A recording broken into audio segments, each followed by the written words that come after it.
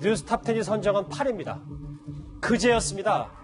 심하게 훼손된 남성의 시신 일부가 한강 마곡대교에서 발견이 됐습니다.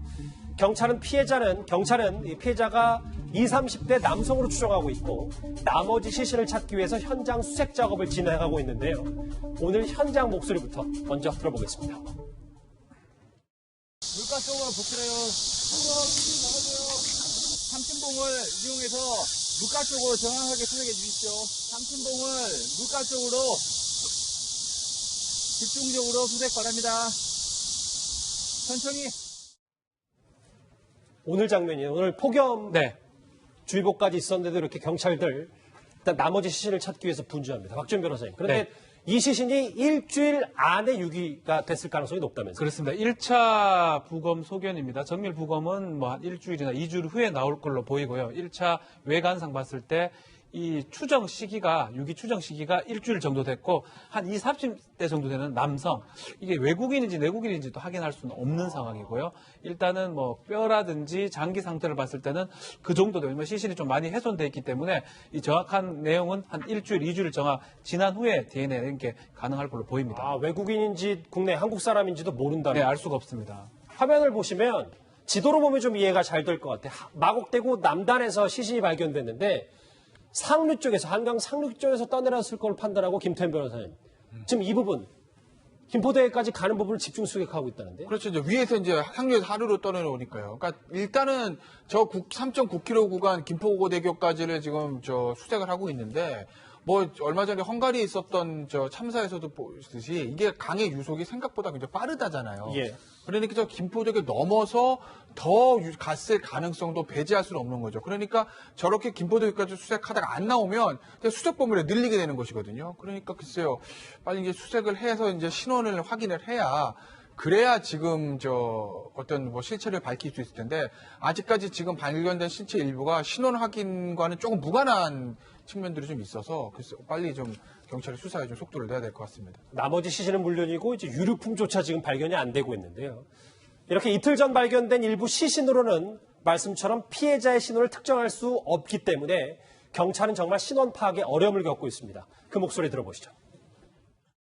신원 파악할 수 있는 게 없었어요. 부검했는데 정확하게 안 나오고 일단 그 신원 파악에 주력하고 있어요. 조직 검사나 증명이 좀 오래 걸리고요. 일단 부검까지 다 했는데 특별한 사인은 안 나왔어요. 가능성이 1% 됐을 때는 수사를 해야 되기 때문에요.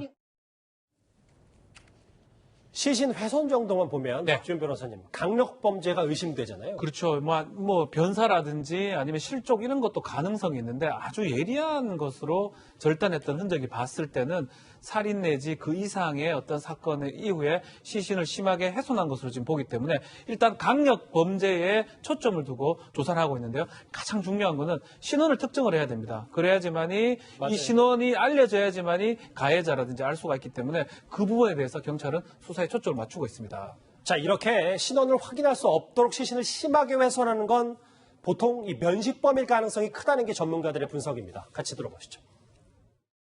이번 사건 같은 경우는 심하게 훼손된 그 사체가 발견됨에 따라 이런 경우는 통상 그 면식범에 의한 그 범행일 가능성이 큽니다. 그 이유는 이 사람의 신원이 밝혀지게 된다면 자신에게 수사의 칼날이 다가올 가능성을 미리 예측을 하기 때문에 신원을 확인하지 못하도록 했을 가능성이 상당히 높다고 볼 수 있습니다.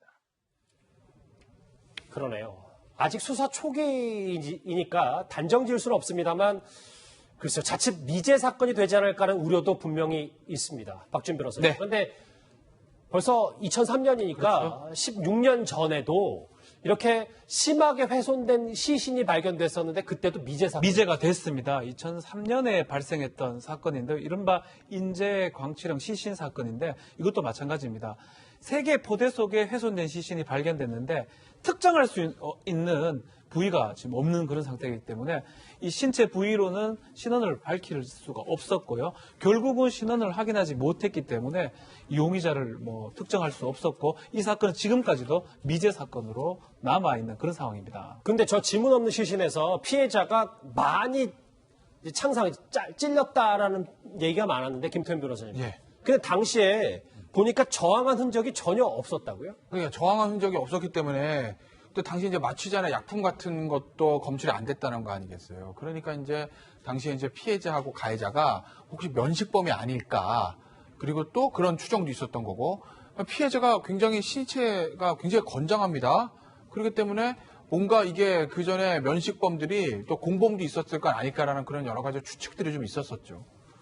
박준 변호사님 네. 정리해 볼게요. 다시 지금 한강 시신 사건으로 돌아오면 네.